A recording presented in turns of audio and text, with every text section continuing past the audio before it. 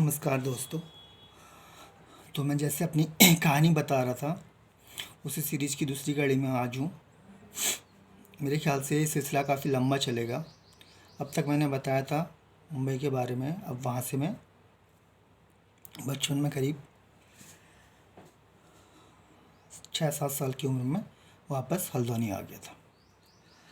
हल्द्वानी में जिस गांव में मैं रहता था उसका नाम है, रहता था क्या, रहता हूँ अभी भी, हरिपुर नायक गाँव।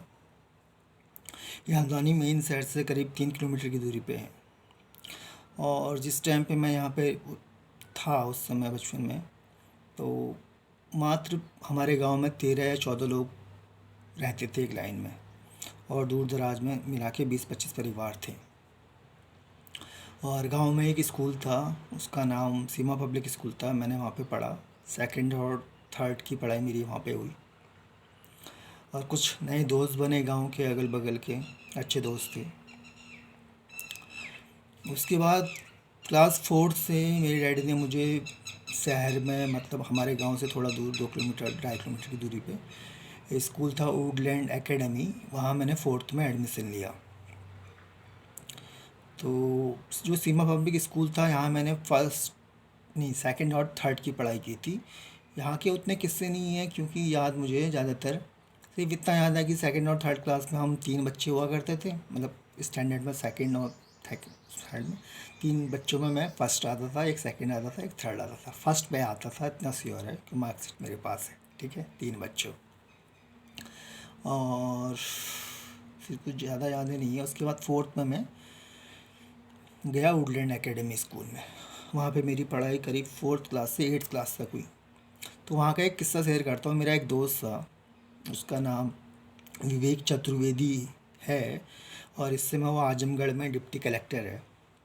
मैंने फेसबुक में उसको काफ़ी कुछ लिख कर भेजा तो सही, लेकिन उसने रिप्लाई नहीं किया, अभी शायद देखा नहीं होगा।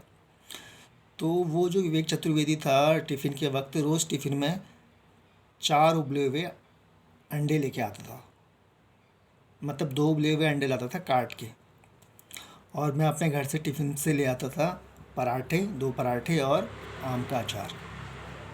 तो हमारी दोस्ती इतनी अच्छी थी, और बाद बाद में ऐसा होने लग गया था कि मुझको उसके अंडे पसंद आते थे और उसको मेरा पराठा और अचार। तो हम लोग टिफ़िन एक्सचेंज किया करते थे। क्लास फोर्थ से हमारी दोस्ती हुई थी, फिफ्थ या सिक्स से फिर हम एक्सचेंज कर देंगे। मैं जाऊँगा, मुझे अंडे देगा उबले हुए, मैं फटाफट खाते रहूँगा अंडे, और वो पराठे और अचार। हुआ ये कि वो अंडे इतने खाए मैंने फोर्थ से 8 क्लास तक, कि 9-10th के बाद मुझे अंडे से एलर्जी हो गई। तो एक तो ये किस्सा शानदार उस दोस्त के साथ का है। दूसरा, वहाँ का स्कूल के किस्से हैं उस स्कूल के बहुत से, वो मैं सुनाऊँगा ज़रूर।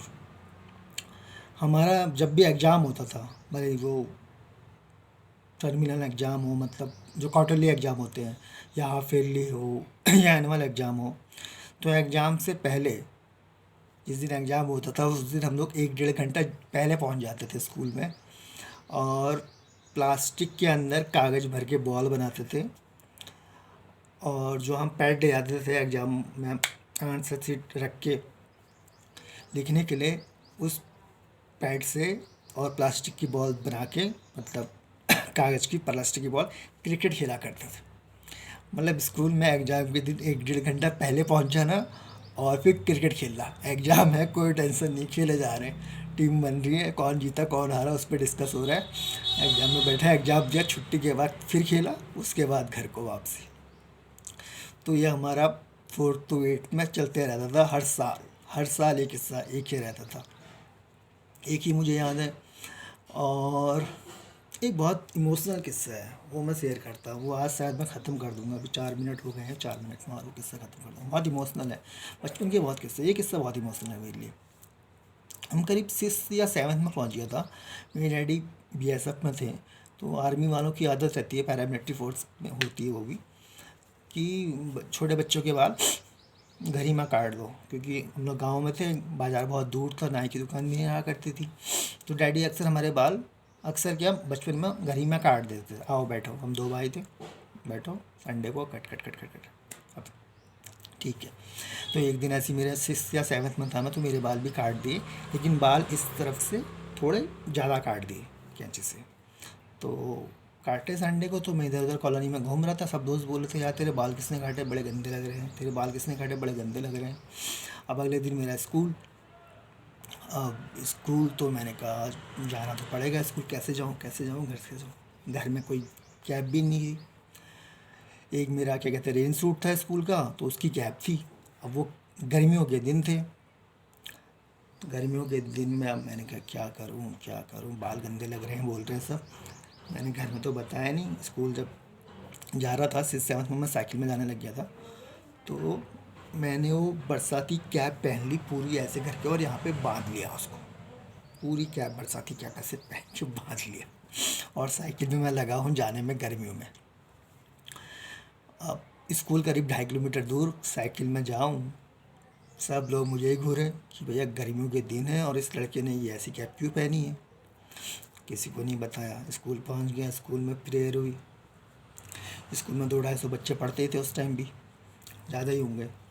तो प्रेयर में भी सब बच्चे, पूरा स्कूल मुझे देखे, टीचर्स मुझे देखे कि ये लड़की ने ऐसी टोपी क्यों पहनी हुई है।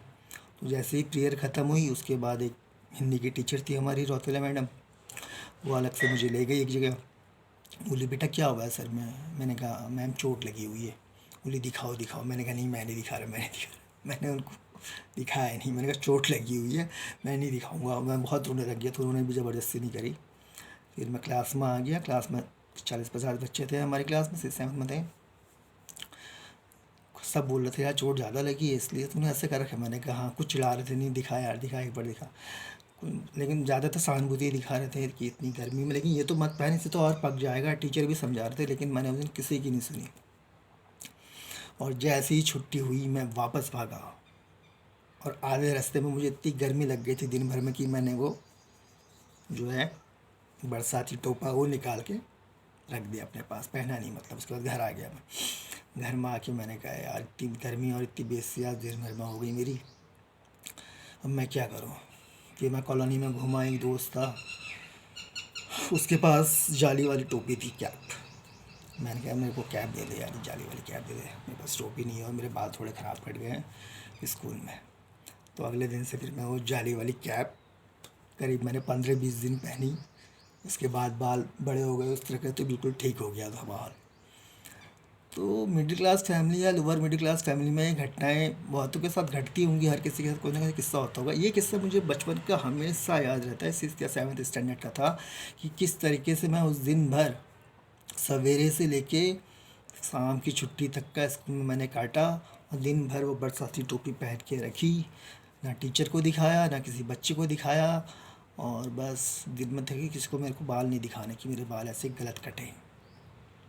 और अगले दिन दोस्त से कैप पहन के फिर ले गया, हमारी टोपी पहन के जाली वाली।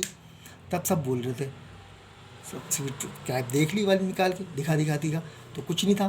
बोले साले हमको उल्लू बना रहा था। टीचर से बोले क्या था बेटा, इतने में क्या होता है, ऐसा कुछ नहीं होता है, तुमने क्यों इतना वो रिस्क लिया, उतनी गर्म वाला मतलब पहन के रखा।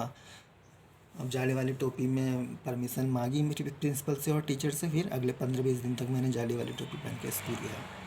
तो एक छोटा सा किस्सा और मैंने ये शेयर किया है, बहुत अच्छा किस्सा है। अभी छोटा सा और इसमें बता देता हूँ। एक दिन मैं क्लास में बहुत मस्ती कर रहा था। क्लास में कोई टीचर नहीं था। आगे भी भागो पीछे भी भागो, आगे भी भागो पीछे भी भागो। बगल वाली क्लास से एक टीचर आई, खूब पिटाई लगाई और बैठा दिया। उसके बाद मैं उस टीचर से काफ़ी डरता था, रौतेला मैडम थी हिंदी की, तब तक नहीं डरता था। तो टाइम कम होता यूट्यूब में 8 से 9 मिनट में ये किस्सा मैंने सुनाया। उम्मीद है आपको पसंद आया होगा। किस्से बहुत है और मैं सुनाऊंगा, ज़रूर सुनाऊंगा। किसी को पसंद आएंगे नहीं तब भी लाइक कर देना भाई। मेरी लाइफ के किस्से हैं, आपकी भी लाइफ के किस्से होंगे, उसको कमेंट बॉक्स में लिखना, मैं पढ़ूंगा और शेयर करूंगा लोगों के साथ। लेकिन मैं अपने किस्से सुना रहा हूँ, मेरे हर किसी की लाइफ में होते हैं, मेरे भी हैं। अगर आपको पसंद आया हो ये किस्सा तो प्लीज़ मेरे चैनल को लाइक कीजिएगा, सब्सक्राइब करना, शेयर करना, कमेंट्स करना है इसमें, प्लीज़ प्लीज़ प्लीज़। बहुत से किस्से हैं, बहुत अच्छे किस्से हैं, और मैं अच्छे तरीके से सुनाऊंगा। इसमें आज ये दूसरा दिन है जो मैं सुना रहा हूँ। उम्मीद करता हूँ आपको पसंद आया होगा। इसके बाद उसी वुडलैंड स्कूल में 48 में 1-2 किस्से और उससे फिर मैं आगे बढ़ता हूँ। कुछ आपको गांव के किस्से भी सुनाऊंगा अपने, बहुत अच्छी लगेंगी आपको और वो चीज़ें। उम्मीद करता हूँ पसंद आया होगा। सब्सक्राइब ज़रूर करना। धन्यवाद, थैंक यू।